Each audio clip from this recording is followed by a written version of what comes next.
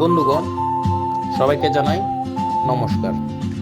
আজকে আপনাদেরকে সুন্দরবন হারবারিয়া ইকো ট্যুরিজমে যাওয়ার একটা উপায় বলবো। আমাদেরকে প্রথমেই খুলনার সোনাডাঙ্গা সেই জেলখানা ঘাট থেকে উঠতে হবে। ঢাকা থেকে অথবা চট্টগ্রাম থেকে আপনাদেরকে ওইসব এলাকায় আসতে হবে। ঢাকা থেকে খুলনার সেই জেলখানা ঘাটে আসতে লাগে 3.5 ঘন্টা, এবং চট্টগ্রাম থেকে বাসে করে সাউদিয়া বাসে করে আসতে লাগবে সর্বোচ্চ 1.5 ঘন্টা থেকে 9 ঘন্টা। সেইখানে আসার পর আপনি আপনার শিপের কর্তৃপক্ষকে ফোন দেবেন, তারা ট্রলার করে আপনাদেরকে জাহাজে নিয়ে যাবে।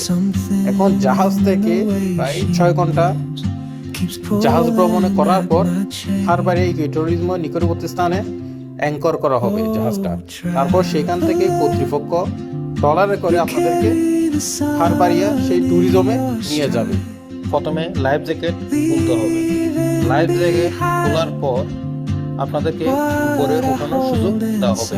আর বনকর্মীরা আপনাকে সময় নির্ধারণ করে দেবে 30 মিনিট থেকে 40 মিনিট। এর মধ্যে দেশি বিদেশি অনেক পর্যটক আপনারা দেখতে পাবেন। আর আমি বর্ণনা দিচ্ছি কিভাবে এই ভিতরে প্রবেশ করবেন, ততক্ষণ খেয়াল রাখবেন। ধন্যবাদ, আপনারা দেখতে থাকুন। ধন্যবাদ।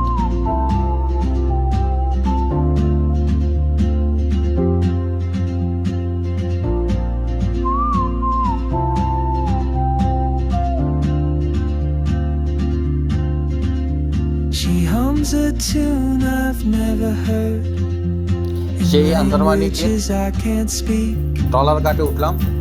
একে একে করে সমস্ত দর্শনার্থীরা উপরে উঠতেছে, দেখতে পাচ্ছেন আপনারা। অনেকে দাঁড়িয়ে আছে, অনেকে উঠার প্রস্তুতি নিচ্ছে, অনেকে আবার ঘোরাফেরা শেষ করে চলে আসছে। আমরা আপনাদেরকে দেখিয়ে দিচ্ছি এই ঘাটের কন্ডিশনটা। দেখতে পাচ্ছেন অনেকগুলো জাহাজ দাঁড়িয়ে আছে। এখন পাটার সময়, তাই চরটা দেখা যাচ্ছে, মূল রোপগুলো দেখা যাচ্ছে। যারা যায় নাই তারা যাচ্ছে, যারা ঘুরে আসছে তারা এখন চলে আসছে।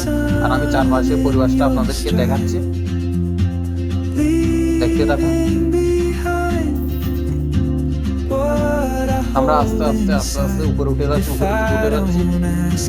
আপনারা এই স্টিলের ব্রিজটা দেখতে পাবেন।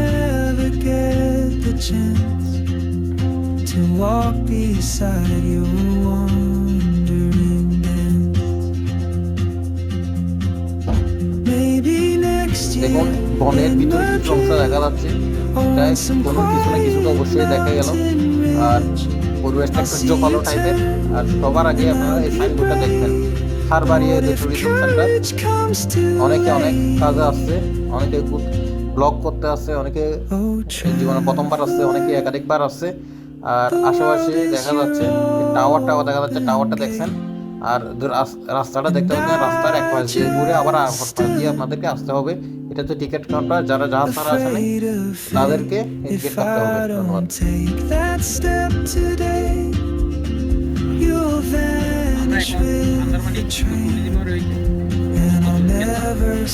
আমরা এখানে প্রবেশ করবো। আর প্রবেশ করার পর আমরা বিস্তারিত দেখবো, দেখে আপনাদেরকে ভিডিও বার্তায় জানাবো। আর আপনারা পাশে থাকবেন। বন্ধুগণ, আমরা ঢোকার সাথে সাথে বাম পাশে খেয়াল করলাম, খেয়াল করে দেখলাম কিছু বানর।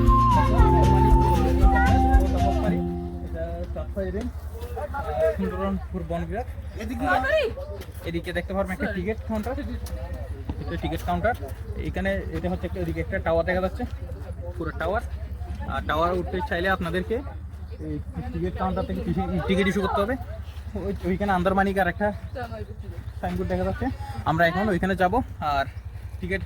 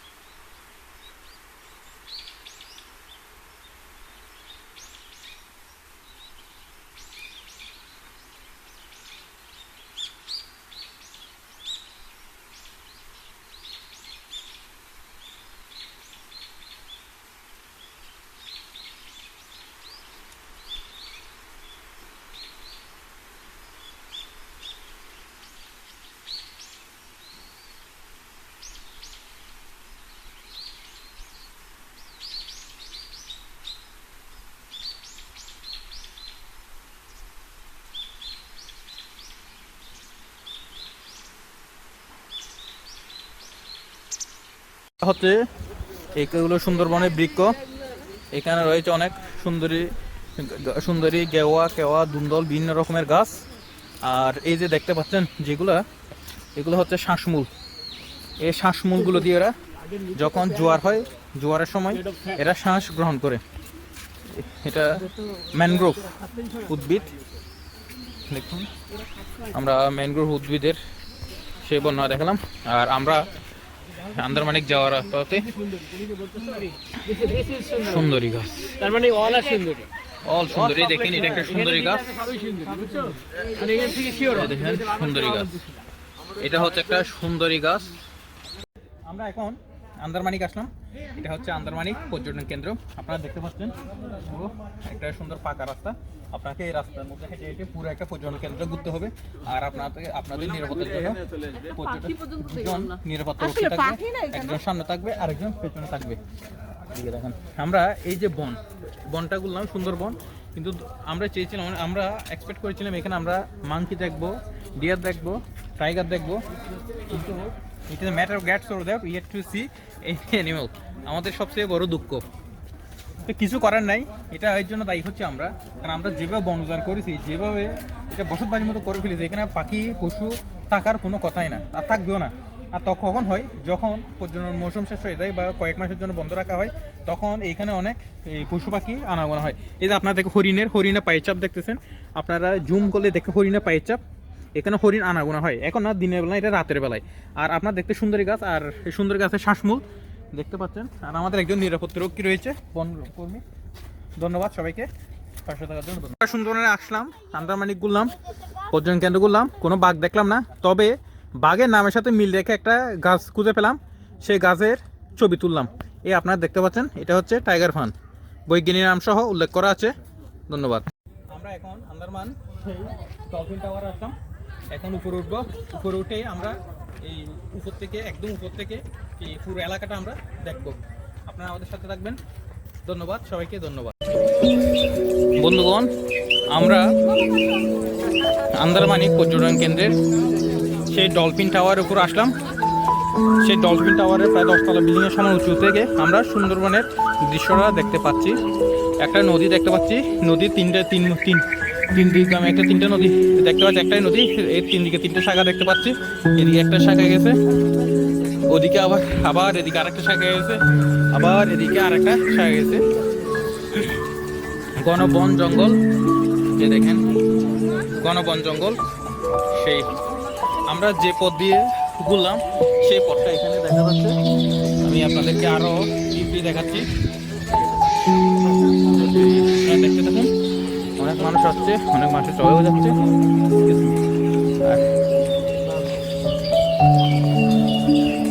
সেই জলটাও থেকে যেমনটা দেখাই, তাদেরকে তেমনটা দেখাচ্ছি। সেইটা টিকিট কাউন্টারটা দেখা যাচ্ছে, সেই আন্দারমানি পর্যটন কেন্দ্রের টিকিট কাউন্টারটা। আর আমরা যে শিপে এসেছিলাম, সেই 2টা শিপ এখনও আছে এখানে। আর ওইখানটা হচ্ছে শিপ যেখানে উঠাই, যেখানে টলার থামাই, সেই সিটটাও এখানে দেখা যাচ্ছে।